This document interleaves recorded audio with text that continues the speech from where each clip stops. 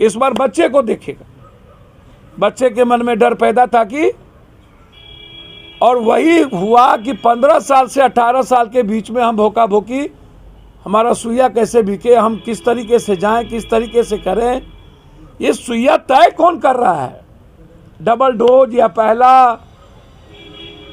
Double dose के लोग मर रहे हैं, डबल डोज को बीमारी धर रही है। एक डोज लेना है, फिर कोई तय कर देगा दो डोज लेना है। हमको खरीदारी बढ़ानी है या घटानी है, या हमको कौन सा दवाई बेचना है? WHO कोई गांधी और कोई राजा हरिश्चंद्र और कोई भगवान तो नहीं है ना। WHO गाइड होता है वर्ल्ड हेल्थ सेंटर के माफियाओं से। ये ड्रग्स माफिया के पीछे बड़ा सिस्टम, और ड्रग्स माफिया के आगे एक बड़ा कबर।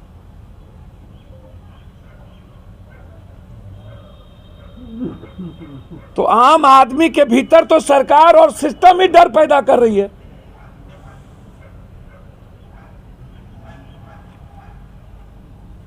एक तरफ आप एक कानून बनाते हैं कि अफवाह फैलाने वाले को जेल में बंद कर दीजिए, तो अफवाह तो आप ही फैला रहे हैं, पहले ही डर पैदा कर रहे हैं।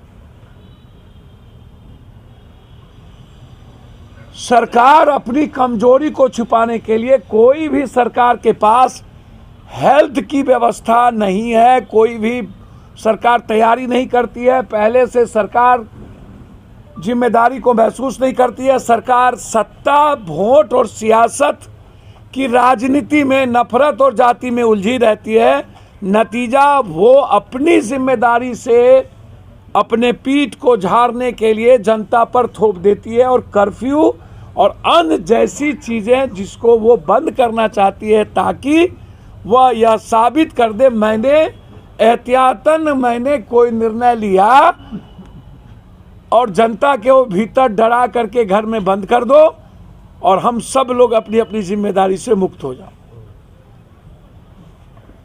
और हम आजाद हो करके छुट्टी मनाते रहे। सब छुट्टी, सब छुट्टी, 4 महीना से 5 महीना सब छुट्टी, घर में बंद। दिन में करोड़ों अरबों की भीड़,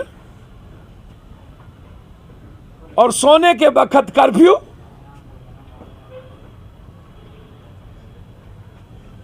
दिन में करोड़ों अरबों की भीड़, प्लेन से नेशनल इंटरनेशनल का कंप्लीट, अब ट्रेनों से, प्लेन से, एक दूसरे स्टेट से, एक दूसरे कंट्री से आना जाना, और रात में फैमिली के बीच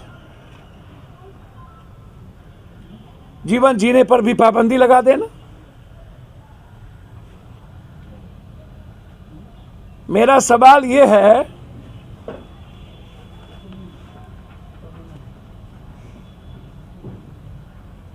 नहीं है, ये 6 महीना 8 महीना पहले ये सवाल शुरू हुआ था, और हम उसी पर आकर के रुक गए।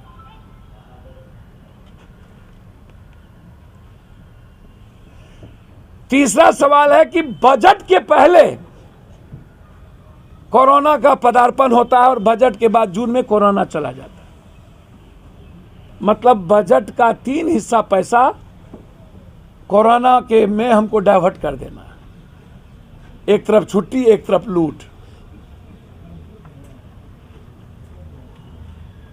लगभग भारत के टैक्स का पैसा कोरोना में डाल दो। दिसंबर के बाद जनवरी फरवरी में कोरोना पीक पर आएंगे। फरवरी और मार्च के बजट में पैसे का डायवर्सन होगा। अप्रैल मई तक हम खर्च दिखा के जून में कोरोना को भगा देंगे।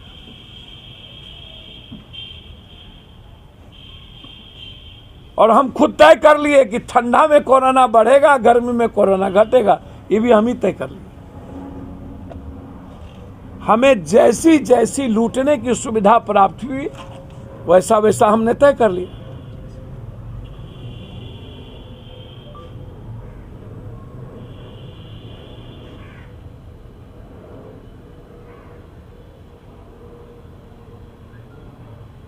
पांचवी चीज, डॉक्टर को कोरोना हुआ, लैब किसका और रिपोर्टर कौन? मुद्दे भी हम, मुद्दाले भी हम। और डॉक्टर को यदि कोरोना हुआ था तो ये विस्फोट, क्या कौन सा लॉ और कानून कहता है कि हम उसको समाज में, सोसाइटी में डरावना प्रस्तुत करें? डॉक्टर को हुआ तो डॉक्टर की कमी नहीं है, अब दूसरे डॉक्टर को प्रेस कीजिए, उसको आप आराम करने दीजिए। 3.2% मात्र अभी तक हमारे पास भारत की स्थिति है। हम 5% से 6% यदि हम क्रॉस करते हैं तब जाकर के हम उसको पैनिक समझना चाहते हैं। तो जब अभी 3.2% भी हम भारत में ये स्थिति नहीं है, फिर इतना डरावना इस बार, और WHO भी शुरू कर दिया और हमारे बड़े बड़े एक्सपर्ट भी शुरू कर दिए। तो जब हमारा रिपोर्ट कहता है कि अभी हम 3.1 और 2 भी नहीं क्रॉस कर रहे हैं और 5 से 7% क्रॉस करेंगे तब जाकर के हम गंभीरता को समझने का प्रयास करेंगे, तो आप एक तरफ, आप जज साहब तो हमारे सर्वोच्च हैं, हमारे मालिक हैं, आइडियल हैं। जैसे ही वर्चुअल हुआ लोगों के भीतर, जैसे ही डॉक्टर साहब को दुनिया में खबर आई कि डॉक्टर को हो गया, डॉक्टर को हो गया। नीतीश कुमार भी IMA के बैठक में थी, कल भी नीतीश कुमार जी हमारे गुरु पर्व में उद्घाटन किए हैं, परसों नरेंद्र मोदी जी उद्घाटन किए हैं मेडिकल कॉलेज और कई IMA और किस किस की यूनिवर्सिटी का। लगातार लाखों की रैलियां हो रही हैं। तो जहां मंदिर, मस्जिद, गुरुद्वारा, चर्च है वहां कोरोना नहीं है। जहां लाखों की भीड़ है वहां कोरोना नहीं है। जहां चुनाव पहले हुआ तब तक कोरोना नहीं था, चुनाव खत्म हुआ तो कोरोना हो गया। जब उत्तर बंगाल में चुनाव था तब कभी रात में कर्फ्यू नहीं लगी, कभी कर्फ्यू नहीं हुआ, जबकि वो कोरोना ज्यादा डेंजर था। इसका मारक क्षमता है ही नहीं, डेथ है ही नहीं, होगी ही नहीं। और ये बात यूरोप ने कह दिया।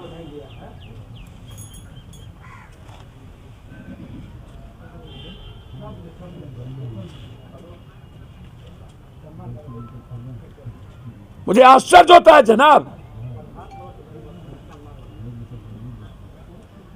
ये जानना चाहते हैं हम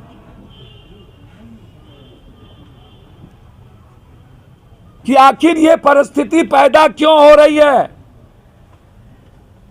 सोसाइटी को डराया क्यों जा रहा है।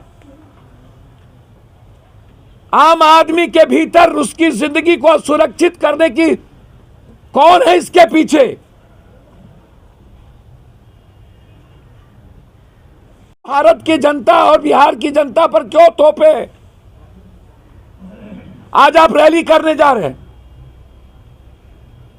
15 तक रैली करेंगे, 15 के बाद कोरोना का जहां जांच होगी, यदि पप्पू यादव को आप जांचिएगा, किसी का भी ब्लड सैंपल लीजिएगा और आप 12-14 तो आप ब्लड सैंपल ले लीजिए और जांच करा दीजिए, तो कोई ना कोई बीमारी होगी, खांसी होगी, छींक होगा, सबको अकर्मिक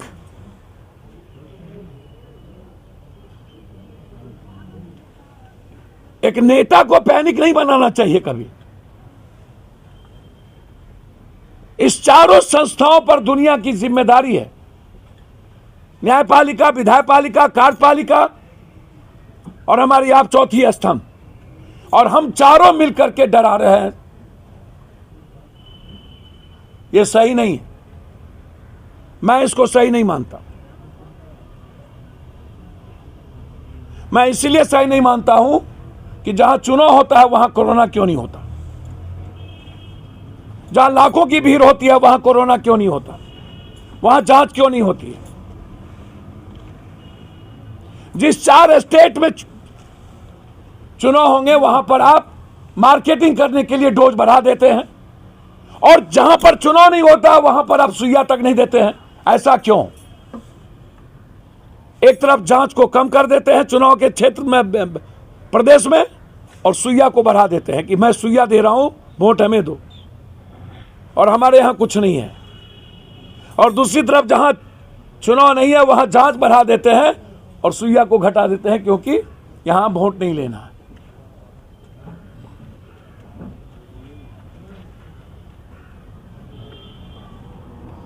अगले बार खुद ही नीतीश कुमार जी कह रहे थे कि मेरे यहां सबसे कम मरे हैं, तो फिर हम नीतीश कुमार जी से जानना चाहेंगे ये इतना पैनिक क्यों। मेरा 5वां पॉइंट है, आक्रमण से ज्यादा मौत यदि लॉकडाउन लगाया गया तो भूख, बेरोजगारी और गरीबी से हो जाएगी, मजबूरी में हो जाएगी। आप हिंदुस्तान के मिडिल क्लास और व्यापारियों पर और हिंदुस्तान के इकोनॉमी के निर्माण करने वालों पर आप वार कर रहे हैं। लॉकडाउन बिल्कुल नहीं लगनी चाहिए। कोई आप परहेज करें, आप व्यवस्था करें। लॉकडाउन थोप के सरकार और नेता छुट्टी पे नहीं जा सकते, अपनी जिम्मेदारी नहीं ले सकते, और कुर्सी पर बैठ करके कोरोना के नाम पर बजट का पैसा, टैक्स का पैसा आप लूट नहीं सकते।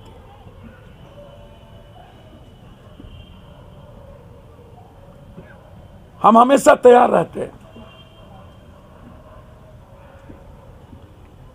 जहां भी ऑक्सीजन की जरूरत पड़ेगी, दिल्ली में भी 350 सिलेंडर, फिर नई दवाई की कोई आ जाएगा, अब ये दवाई चाहिए, आप 15 दिन के बाद देख लीजिएगा दवाई चेंज हो जाएगी। तो इन सब कुछ के पीछे ड्रग्स माफिया, जो वर्ल्ड हेल्थ सेंटर है उसके पीछे जो ड्रग्स माफिया है, वो पूरा का पूरा आक्रमण इंसानियत और मानवता पर आक्रामक है। यदि ड्रग्स माफिया और दुनिया को चैलेंज करता हूं मैं, है कोई नेता और कोई आदमी, डॉक्टर, मुझको जहां कहे मैं जाने को तैयार हूं, और मुझको आक्रमिक और कोरोना ला के दिखा दे।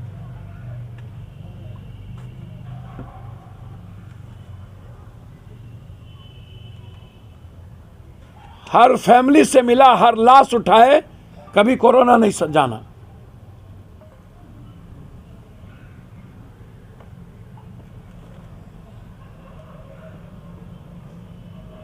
क्योंकि मौत सत्य है, इसलिए डर असत्य है। डर कई बीमारियों का कारण है, और हम डरने नहीं आए हैं, हम लड़ने आए हैं। कि डरने की जरूरत नहीं, लड़ने की जरूरत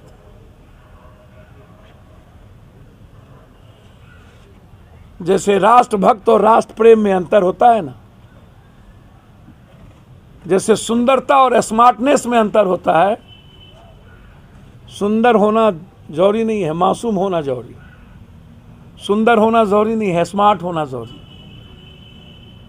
उसी तरह देशभक्त होना, हिटलर, नेपोलियन, मुसोलिनी और किंग जॉन होना जरूरी नहीं है। नरेंद्र मोदी होना जरूरी नहीं है। देश प्रेम होना जरूरी है। दूसरे के लिए जीना देश प्रेम है, और खुद के लिए जीना देशभक्त है। हमें देशभक्त का पाठ ना पढ़ाए, नेपोलियन और हिटलर की तरह हमको ना कोई पढ़ाए। कोरोना, इसलिए जो कोरोना है ना, इससे डरने की जरूरत नहीं है, इससे लड़ने की जरूरत है, जीने की जरूरत है। हम आग्रह करेंगे हर परिस्थिति में, ये नेता और ये सिस्टम आइडियल बने, लूटने का रास्ता ना ढूंढे, और अपनी गलती और अपनी जिम्मेदारियों से बचने के लिए बिहार की 14 करोड़ और भारत के 130 करोड़ जनता को डराए ना। हम इसके खिलाफ।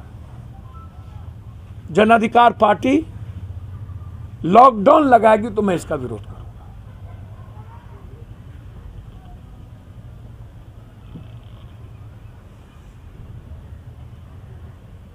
लॉकडाउन में आम आदमी की जिंदगी त्रस्त हो जाती है। 2 बार देखा गया है मौत आम आदमी की संख्या 0.3% भी नहीं है। गरीब और किसानों की मौत की संख्या 0.3% भी नहीं है। और पूंजीपति और बड़े से बड़े घराने की संख्या 0.1% भी नहीं।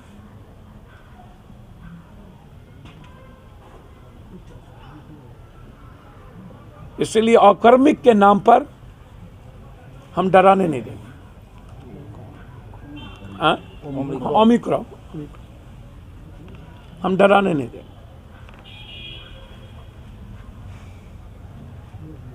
इसलिए फाइट करेंगे, तैयारी है। जहां लोगों की जिम्मेदारी होगी, जरूरत होगी खाने की, पीने की, सिलेंडर की, दवाई की, जन अधिकार पार्टी के साथी यहाँ आपके बीच में बैठे हैं और सबकी जिम्मेदारी तय हो गई। कौन दवाई पहुंचाएंगे, कौन सिलेंडर पहुंचाएंगे, कौन खाना पहुंचाएंगे, तैयार है। हमारी टीम तैयार है। सरकार के पास कुछ हो ना हो, पप्पू यादव तैयार है। बस और कुछ पूछना था?